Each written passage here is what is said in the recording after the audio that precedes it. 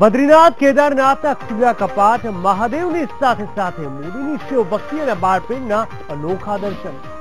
કોંગ્રેસની કિનારા બચાવો યાત્રાનો પ્રારંભ, 12મીના રોજ ઉમરગામમાં સમાપન. કોંગ્રેસે કહ્યું ભાજપના રાજમાં દરિયો ગયો પ્રતિષ્ઠિત. મેડિકલના પીજી અભ્યાસક્રમોમાં પ્રવેશ પ્રક્રિયાનો પ્રારંભ. કોમન કાઉન્સિલિંગની પ્રવેશ પ્રક્રિયા પરનો સ્ટે હટ્યો. 245 બેઠકોનો વધારો. ઓબીસી અનામત મુદ્દે હાઈકોર્ટમાં વધુ એક અરજી. અરજદારે કહ્યું ઓબીસીમાં સમાવેશ જાતિનો થાય સર્વે. બહુચર્ચિત નલિયા કાંડમાં 8 આરોપીઓ વિરુદ્ધ ચાર્જશીટ દાખલ. 140 સાક્ષીઓની લેવાઈ જુબાની. રાજ્યમાં ફરી હીટવેવ, મોટાભાગના શહેરોમાં તાપમાન 40 ડિગ્રીને પાર. અમદાવાદમાં 2 દિવસ માટે યલો વોર્નિંગ. અને હોટેલ રેસ્ટોરન્ટમાં દીપ મુજબ નહીં પરંતુ ખોરાકના વજન મુજબ લેવાય ભાવ. ગુજરાત હાઈકોર્ટમાં અરજદારની રજૂઆત બાદ હાઈકોર્ટે સંલગ્ન લોકોને આપી નોટિસ.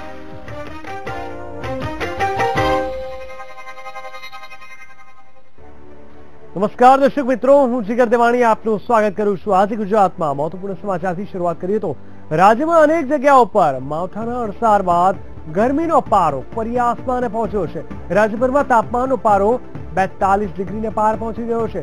સુરેન્દ્રનગર રાજ્યનું સૌથી ગરમ શહેર રહ્યું છે. સુરેન્દ્રનગરમાં 43 ડિગ્રી તાપમાનનો પારો નોંધાયો છે, જ્યારે અમદાવાદ, રાજકોટ, ઈડર અને ગાંધીનગરમાં 42 ડિગ્રી તાપમાન નોંધાયું છે, જ્યારે સુરતમાં 35 ડિગ્રી તાપમાન નોંધાયું છે. ગરમીમાં થઈ રહેલા વધારાથી લોકો ત્રાહિમામ પોકારી ગયા છે. રાજ્યમાં અનેક લોકો હીટવેવનો શિકાર પણ બની ચૂક્યા છે.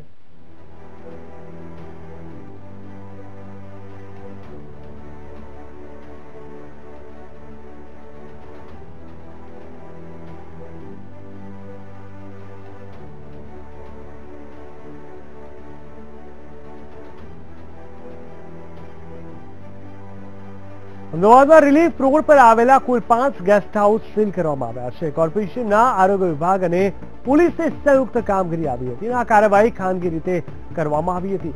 દેહ વેપાર પ્રવૃત્તિ ચાલતી હોવાની ફરિયાદ બાદ આ કાર્યવાહી કરવામાં આવી હતી. આરોગ્ય વિભાગના લાયસન્સ નહીં હોવાના મુદ્દે કાર્યવાહી કરવામાં આવી હતી. અગાઉ આ ગેસ્ટ હાઉસ સીલ કરવામાં આવ્યા હતા. સીલ કર્યા બાદ ગેસ્ટ હાઉસ ફરી શરૂ કરવામાં આવ્યા હતા.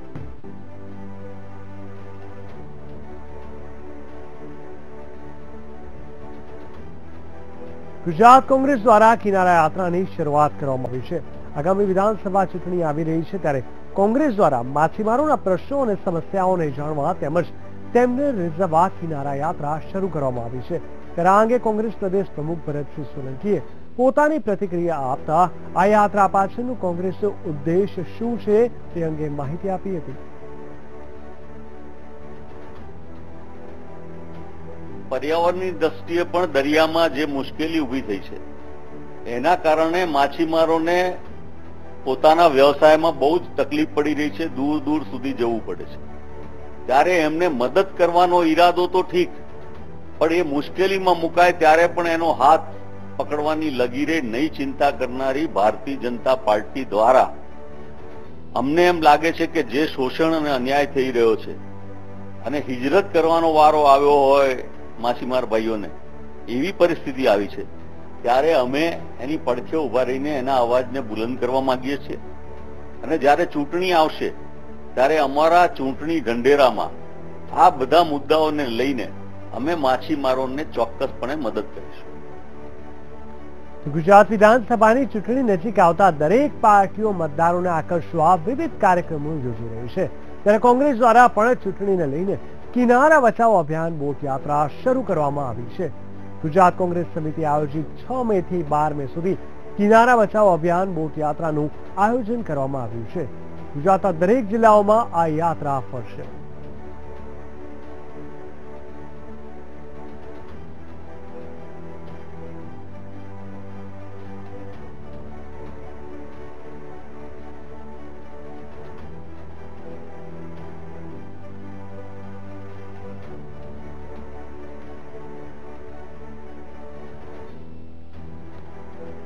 તો કહી શકાય કે કોંગ્રેસ એક બાદ એક અનેકો નવી યાત્રાઓ કરી રહી છે, લોકો સુધી પહોંચવાની કોશિશ કરી રહી છે.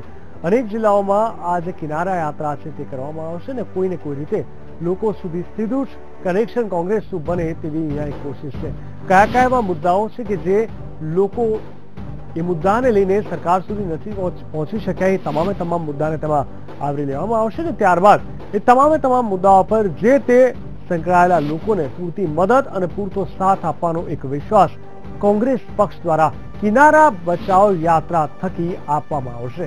પરંતુ તમામની વચ્ચે જ્યાં જ્યાં આ યાત્રાઓ યોજાવાની છે, જે તારીખે યોજાવાની છે, તેમાંથી કેટલા લોકો તેમાં હાજર રહે છે, કાર્યકર્તાઓનો કેવો ફાળો છે, અને તમામની સાથે લોકો કેટલે સુધી આ યાત્રા થકી કોંગ્રેસની નજીક આવે છે તે તો આગળનો સમય જ બતાવશે.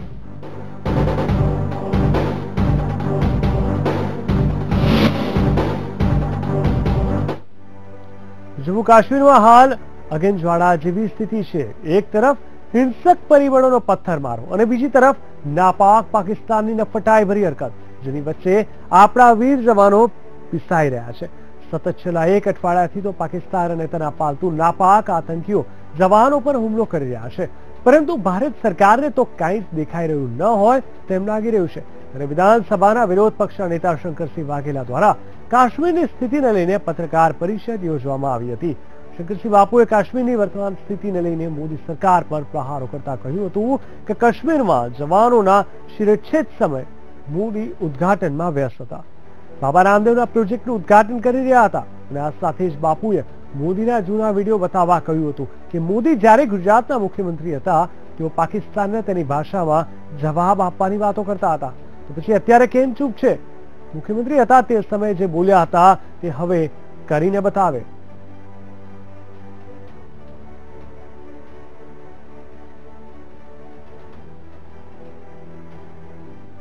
ભાજપનું મિશન 150+ છે અને આ મિશનને પૂર્ણ કરવા માટે ટીમ અમદાવાદ દ્વારા ખાસ સ્ટ્રેટેજી નક્કી કરવામાં આવી છે. ત્યારે ટીમ ભાજપની શું સ્ટ્રેટેજી છે અને શું છે એક્શન પ્લાન, જુઓ આ રિપોર્ટમાં. ભારતીય જનતા પાર્ટીની યુએસપી એટલે તેનું બૂથ લેવલ મેનેજમેન્ટ. એમાં પણ યુપીની તર્જ પર ગુજરાતમાં ભાજપે મિશન હાથમાં લીધું છે કે 150 બેઠકો તો જીતીને જ રહેવી. આ માટે એવા વિધાનસભા વિસ્તાર પર નજર દોડાવી પડે કે જ્યાં સૌથી વધુ વિધાનસભા બેઠક હોય. હવે સૌથી વધુ વિધાનસભા બેઠક ધરાવતો વિસ્તાર એટલે મેગા સિટી અમદાવાદ કે જ્યાં કુલ 18 બેઠકો છે. ભાજપની ટીમ અમદાવાદ દ્વારા પણ ખાસ રણનીતિ બનાવવામાં આવી છે. ભાજપનું મિશન છે કે અમદાવાદની તમામ બેઠકો પર ભગવો લહેરાય અને આ માટે તૈયાર થઈ રહી છે વોર્ડ વાઇઝ બુકલેટ. વોર્ડ મુજબ તૈયાર કરાયેલી બુકલેટમાં જે તે વોર્ડની ઝીણામાં ઝીણી વિગતો આવરી લેવામાં આવી છે. આ બુકલેટમાં 1 લાખ પેજ પ્રમુખનો સમાવેશ થયો છે અને તમામ બૂથ સમિતિઓની પણ વિગત છે. આ બુકલેટનું આગામી દિવસોમાં ડિજિટલાઇઝેશન પણ કરવામાં આવશે. અમદાવાદ મહાનગર એવું છે સંગઠન કે જેને સમગ્ર ગુજરાતમાં પ્રથમ વખત પેજ પ્રમુખ સુધીની કાર્યવાહી હાથ ધરી છે. લગભગ 1 લાખ જેટલા પેજ પ્રમુખોની કાર્યવાહી પૂર્ણતાને આરે છે અને એના માટેની એક અમે આગવા પ્રકારની એક બુક પણ બનાવી છે. એક વોર્ડમાં આ પ્રકારની બુક બનશે જેમાં તમામ વોર્ડના પેજ પ્રમુખો, બૂથ સમિતિ, મુખ્ય આગેવાનો અને એનો તમામ પ્રકારનો ડેટા સાથેનો ફોન નંબર સાથેની માહિતી ઉપલબ્ધ હશે. આ એક વોર્ડની બુક છે. આવી 48 મંડળની બુક બનશે. જે દિવસે ઇલેક્શનની ઘોષણા થાય, પ્રદેશ દ્વારા જે પણ ઉમેદવારને ટિકિટ આપવામાં આવે એ ઉમેદવારને અમારો આઈકે સાહેબનો સંકલ્પ એવો છે કે આખી વિધાનસભાના ડેટા એ ઉમેદવારને આપીએ, એ મંડળને આખા ડેટા આપીએ, જેથી નીચેના કાર્યકર્તા સુધી સંપર્ક કરી શકે અને જે 150+નો જે સંકલ્પ છે અમારો એ જીતવામાં અને 16 + 2 18 સીટો જીતવામાં અમારો કાર્યકર્તા અને અમને આયોજન છે. ટીમ અમદાવાદ દ્વારા આજનો સંકલ્પ એ આવતીકાલની સફળતાના સ્લોગન સાથે 18 બેઠકોનું ગ્રાઉન્ડ વર્ક શરૂ કરી દેવામાં આવ્યું છે. ભાજપનો પ્લાન છે કે જેવી ચૂંટણી જાહેર થાય કે જે તે વિસ્તારના ઉમેદવાર માટે કેમ્પેન શરૂ કરી દેવામાં આવે. અમદાવાદમાં જો તમામ બેઠકો પર ભગવો લહેરાઈ ગયો એટલે આંકડા મુજબ ભારત પાસે વિધાનસભાની કુલ બેઠકોની 10% બેઠક આવી ગઈ એવું સમજી લેવું.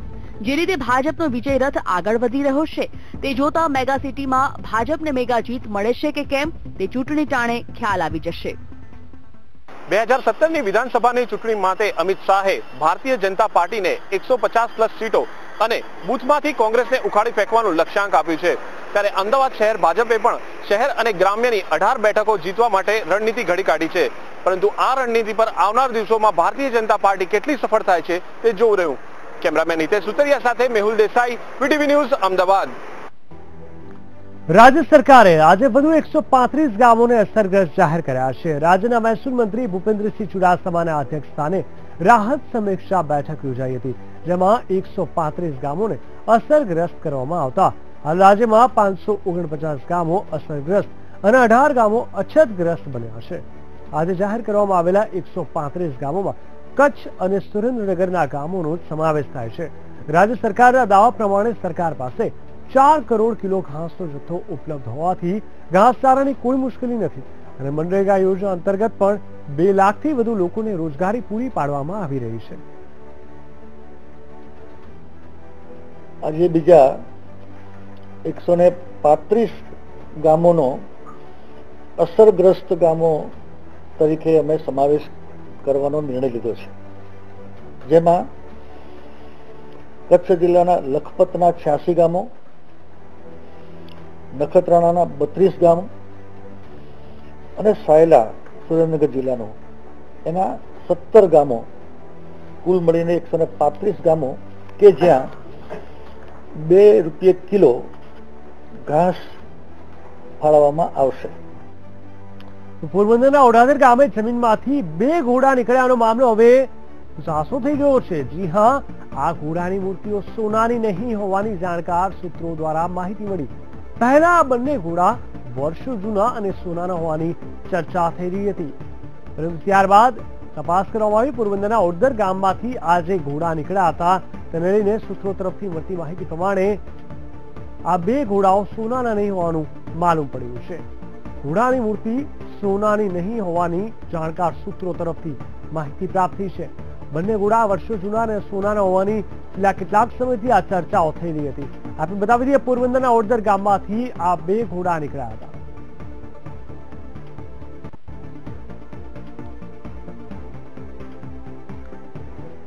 વડોદરાની પાદરા નગરપાલિકામાં હોબાળો થયો હતો. ત્યાં લોકોએ પાણી અને સફાઈ મામલે વિરોધ નોંધાવ્યો હતો. આ વિરોધના પગલે 3 લોકો દ્વારા ધરણા કરવામાં આવ્યા હતા. તેમણે ઉપપ્રમુખની ઓફિસ પર ધરણા કર્યા હતા, જ્યાં તેમણે પાલિકા વિરુદ્ધ સૂત્રોચ્ચાર કરી વિરોધ નોંધાવ્યો હતો.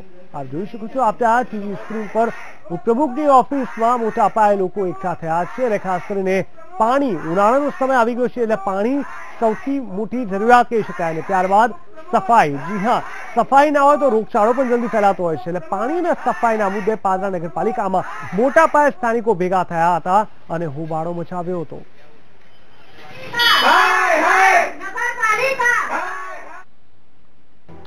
રશિષા દેસાઈએ તેના પતિ કેયુર દેસાઈ વિરુદ્ધ પોલીસ ફરિયાદ નોંધાવી છે, જેમાં તેણે પોતાના આઈડી પ્રૂફ અને મિલકતના દસ્તાવેજ સહિતની વસ્તુઓ પોલીસ તેના પતિના ઘરમાંથી પરત અપાવે તેવી માંગણી કરી છે. મહત્વનું છે કે રશિષાના લગ્ન કેયુર દેસાઈ સાથે 20 વર્ષ પહેલા થયા હતા અને છેલ્લા 2 વર્ષથી રશિષાએ યોગા ટ્રેનિંગ લીધા બાદ યોગા ટ્રેનર તરીકેની સેવા આપવાનું શરૂ કરતા બંને પતિ પત્ની વચ્ચે વિખવાદ શરૂ થયો હતો. કેયુર દેસાઈ તેના બાળકોને પણ રશિષા વિરુદ્ધ ભડકાવતો હોવાનો આક્ષેપ રશિષાએ કર્યો છે. રશિષાના જણાવ્યા પ્રમાણે પોતાની અલગ ઓળખ ઊભી કરવાનો પ્રયાસ કરતા તેના પતિ તરફથી તેને માનસિક ત્રાસ અપાતો હતો, જેથી તેણે તેના પતિથી અલગ થવાનો નિર્ણય કર્યો છે. રશિષા અંગે પોલીસ સમક્ષ નિવેદન પણ નોંધાવશે.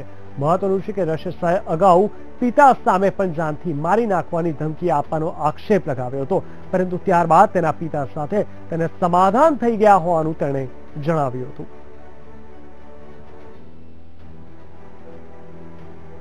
મને નથી ખબર કેમ મારા હસબન્ડ રોજ નવી વાત લઈને આવે છે મારા આગળ, કેમ મારા છોકરાઓને મેનિપ્યુલેટ કરે છે. આજની તારીખમાં મને મારા છોકરાઓ જોડે વાત કરે 10 દિવસ થયા.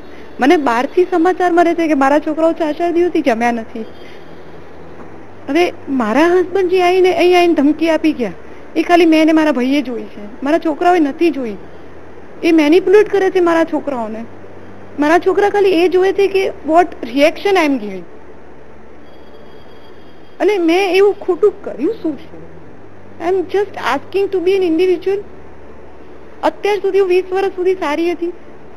આજે મેં મારી આઈડેન્ટિટી ઊભી કરી એટલે હું રાતોરાત ખરાબ થઈ ગઈ. એનું કારણ શું? સ્ત્રી સ્વતંત્રતા પર અહીંયા સવાલ ચોક્કસ ઉભો થાય છે. હવે આગળના સમાચાર પણ જે કરીએ તો બહુચર્ચિત નલિયાકાંડમાં તપાસનો ધમધમાટ ચાલી રહ્યો છે. ત્યારે હવે આ મામલે કોર્ટમાં ચાર્જશીટ દાખલ કરવામાં આવી છે. નલિયા કોર્ટમાં આશરે 33 પાનાની ચાર્જશીટ રજૂ કરવામાં આવી છે. આ ચાર્જશીટ 8 આરોપીઓ વિરુદ્ધ દાખલ થઈ છે. આ કેસમાં કુલ 140 સાક્ષીઓને રજૂ કરવામાં આવ્યા હતા.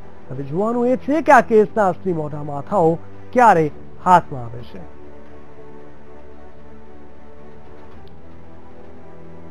ઓબીસી અનામત મુદ્દે હાઈકોર્ટમાં વધુ એક અરજી કરવામાં આવી છે અને હાઈકોર્ટમાં અરજદારે રજૂઆત કરી છે કે એનસીડીસીની કલમ મુજબ સર્વે કરવામાં આવે અને ઓબીસીમાં આવેલી જ્ઞાતિઓનો સર્વે કરવામાં આવે, કારણ કે હજુ સુધી આ પ્રકારનો કોઈ સર્વે કરવામાં આવ્યો નથી અને વર્ષ 1994ની રાજ્ય સરકારનો ઠરાવ રદ કરવામાં આવે તેવી રજૂઆત કરવામાં આવી છે.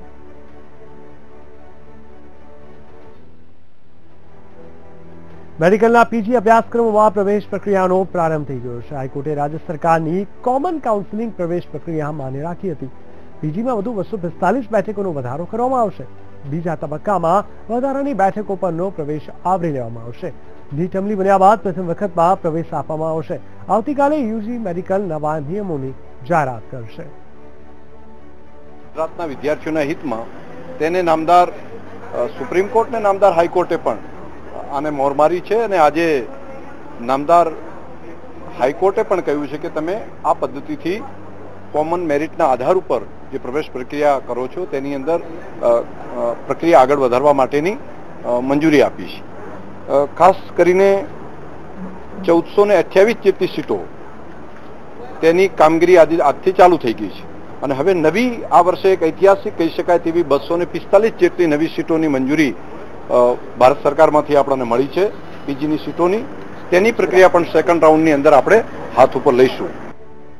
અમદાવાદમાં હોટેલ રેસ્ટોરન્ટમાં પીરસતા ખોરાકના મામલે હાઈકોર્ટમાં અરજદારે રજૂઆત કરી. રજૂઆતમાં અરજદારે કહ્યું કે હોટેલમાં ડીશ પ્રમાણે ભાવ લેવામાં આવે છે, વજન પ્રમાણે ભાવ લેવા જોઈએ. હાઈકોર્ટે તમામ પક્ષકારોને નોટિસ ફટકારી છે.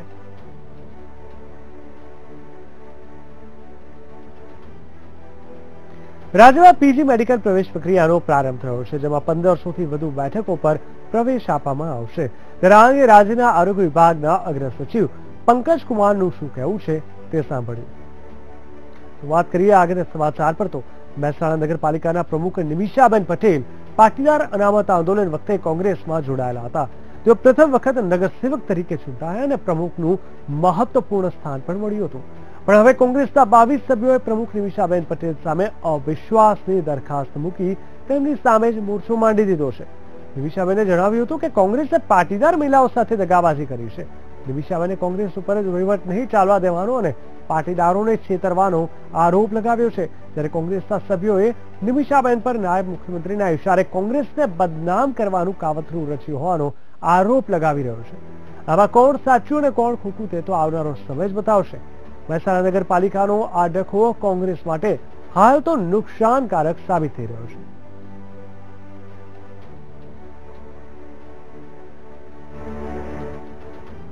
પહેલી વસ્તુ કે જ્યાં જ્યાં પાટીદાર મહિલાઓ છે ત્યાં જ આ વસ્તુ થાય છે. જો પહેલાથી એમને નિયમ બનાવ્યો કે સવા વર્ષ આપવું તો કોઈને અન્યાય ના થાય. જ્યારે 2.5 વર્ષ માટે પાટીદાર મહિલાને બેસાડવામાં આવે છે, વહીવટ કરવા પોતે સક્ષમ છે એટલે જ આ પરિસ્થિતિ થાય છે. પાટણમાં બી આ જ પરિસ્થિતિ પટેલ જાગૃતિબેનને નીકાળીને બીજા બેન બન્યા. આ પાટીદારના જ 2 ભાગ પાડવાની પ્રક્રિયા છે. મહેસાણા નગરપાલિકા જોડે અત્યારે 70 કરોડ રૂપિયા પડ્યા છે. પૈસા વાપરવા ક્યાં તેની સમસ્યા છે. એટલે બેન કોઈ પૈસા વાપરવાનો ઓર્ડર જ નથી કરતા. કેમ આવું કરી રહ્યા છે? બસ એવા અમને રાજકારણના કોઈ વ્યક્તિ હતા નહીં અને ભૂલથી પ્રમુખ તરીકે બેસી ગયા છે. એટલે એમને આ કોંગ્રેસને બદનામ કરવો અને ભાજપને સારું કહેવાયું, કારણ કે મૂળ ભાજપી છે. આગળ વાત કરીએ તો કાર્બાઇડથી કેરી પકવતા વેપારીઓ સાવધાન, કારણ કે કાર્બાઇડથી કેરી પકવતા વેપારીઓ સામે એએમસીના હેલ્થ વિભાગે પોતાની કામગીરી યથાવત રાખી છે અને એએમસીના 6 ઝોનની હેલ્થ વિભાગની ટીમે વિવિધ સ્થળો પર દરોડા પાડીને તવાઈ બોલાવી રહી છે. જેમાં જોધપુર વિસ્તારમાં હેલ્થ વિભાગની ટીમે હોલસેલના વેપારીને ત્યાં તવાઈ બોલાવી હતી અને vegetable and fruit market seal કરી હતી. જ્યારે અન્ય વેપારીઓ સામે સઘન ચેકિંગ હાથ ધર્યું હતું. મહત્વનું છે કે ગત સપ્તાહે ફૂડ એન્ડ ડ્રગ્સ વિભાગે કાર્બાઇડ અને એથેનોલથી પકવતા ફળો મામલે કડક કાર્યવાહી કરવા આદેશ કર્યો હતો, જેને લઈને મનપાની ટીમે તવાઈ બોલાવી છે.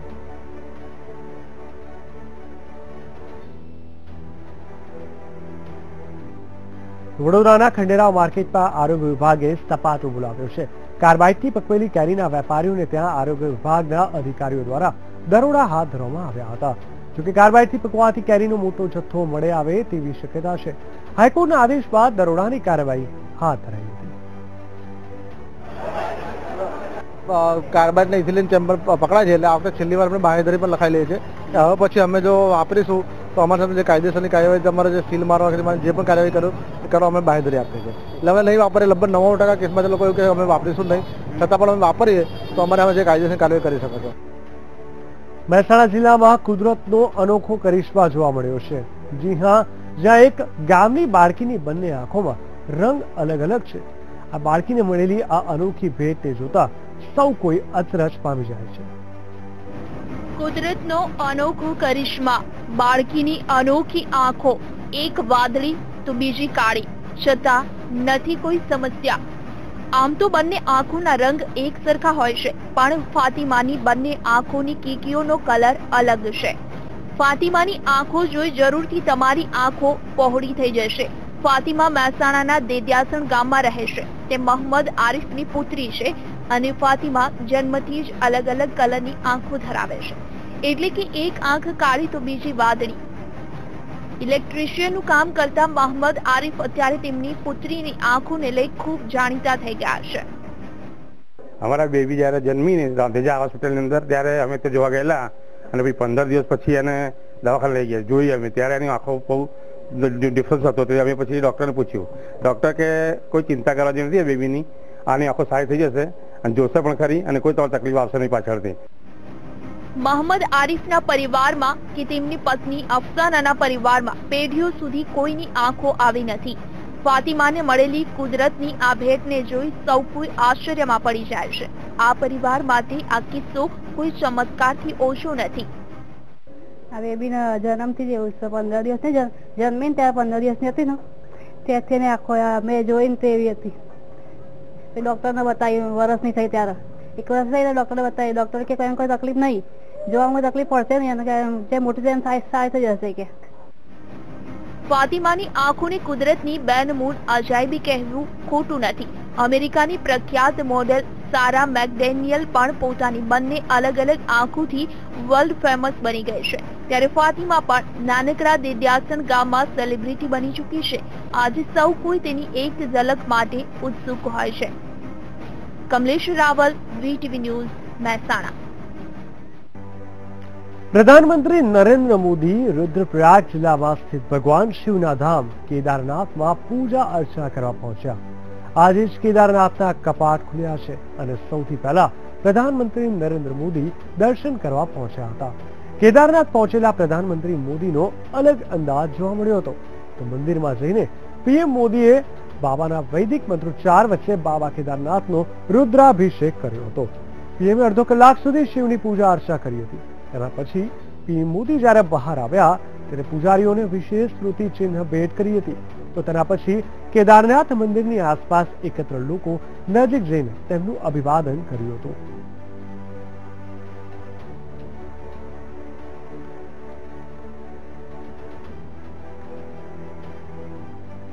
ગીર સોમનાથ વિધાનસભા બેઠકના ધારાસભ્ય કોંગ્રેસના પૂંજા વંશે મૂળે કોળી સમાજમાંથી આવતા પૂંજા વંશની છેલ્લા 4.25 વર્ષમાં ધારાસભ્ય તરીકે કેવી કામગીરી છે તે તપાસીએ.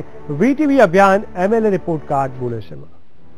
ગીર સોમનાથ નવરચિત જિલ્લો છે અને ઉના વિધાનસભા બેઠક રાજકીય રીતે મહત્વની છે. મૂળ જનતા દળના પૂંજા વંશ હાલ કોંગ્રેસના બોલકા ધારાસભ્ય છે.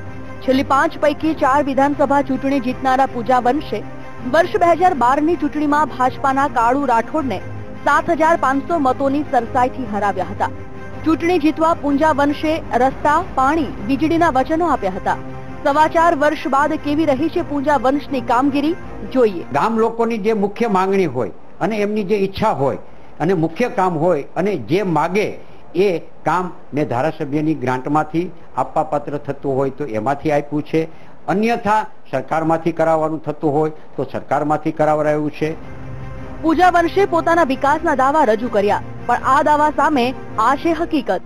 કોંગ્રેસના ધારાસભ્ય પૂંજાભાઈ વંશ તાલુકામાં અને શહેરમાં આખે વર્ગીને ઉડે એવું એક પણ કામ આજ સુધી કરવામાં આવ્યું નથી. લોકોની જે અપેક્ષા અને આશા હતી તે પ્રમાણે ધારાસભ્ય તરીકે તે નિષ્ફળ ગયા છે. આમ જોવા જઈએ તો પૂંજા વંશ ઉના વિધાનસભા બેઠક ઉપરથી સતત જીતતા આવ્યા છે, પણ સ્થાનિક પ્રજાની વધુ અપેક્ષા પણ તેમની સાથે સંકળાયેલી છે. રાજ્યમાં ભાજપની સરકાર છે અને પૂજાભાઈ વંશ કોંગ્રેસના ધારાસભ્ય છે. સ્થાનિકો માને છે કે પૂજાભાઈ વંશ વિસ્તાર માટે અનેક કાર્યો કરે છે. વિકાસના કામ માટે ભાજપની સરકાર છેલ્લા 25 વર્ષથી શાસનમાં છે. એના કારણે કોંગ્રેસ તો ધારાસભ્ય હોવાથી આ તાલુકામાં અન્ય કોઈ ઇન્ડસ્ટ્રીઝ કે એવી કોઈ ઔદ્યોગિક સંસ્થાઓ સ્થાપવામાં આવતી નથી, કારણ કે કોંગ્રેસ તો ધારાસભ્ય, ભાજપની આ એક કિનાખોરી નીતિ છે. પૂજાભાઈએ સ્થાનિક સ્તરે પોતાના ચૂંટણી વચન પૂર્ણ કર્યા નથી, તેથી સ્થાનિકોને અસંતોષ છે. પૂજાભાઈ જ્યારે ધારાસભ્ય બન્યા ત્યારે ગામમાં પગ્યામાં આવ્યા હતા, એવા વચન આપ્યા હતા કે રોડ બની જાય બધાય. ટીપીસી ના આવ્યા પછી કોઈ રોડ બન્યા નથી. પૂજાભાઈના થકી પોતાના વિસ્તારમાં લોકો સલામતી અનુભવે છે, જે બાબતે લોકો શાંતિ અનુભવે છે. પૂજાભાઈ ધારાસભ્ય છે એટલે આ તાલુકાની અંદર શાંતિ, સમન અને ભાઈચારાથી અમે સૌ લોકો સાથે હળી મળીને રહીએ છીએ. એ સૌ કોઈ પ્રજાજનો પણ જાણે છે. સ્થાનિક વિકાસની સાથે સાથે પૂજાભાઈ વંશે પોતાના વિસ્તાર વિકાસની ગ્રાન્ટની પૂરી રકમ લોક વિકાસમાં વાપરી છે. લોક વિકાસ અને સરળ સ્વભાવના કારણે સ્થાનિક પ્રજાએ પૂજાભાઈ વંશને ધારાસભ્ય તરીકે આપ્યા છે 10 માંથી 7 માર્ક. છેલ્લી 5 પૈકી 4 વિધાનસભાની ચૂંટણી જીતનાર પૂજાભાઈ વંશ સ્થાનિક સ્તરે લોકપ્રિય છે, પણ વર્ષ 2012માં તેમને ભાજપ તરફથી પડકાર મળશે, જેના સામે પૂજાભાઈ વંશની કામગીરી જ પરિણામોનો માપદંડ બનશે. ગીર સોમનાથથી રોહિત બારડ સાથે અમદાવાદથી પરેશ દવે, વીટીવી ન્યૂઝ.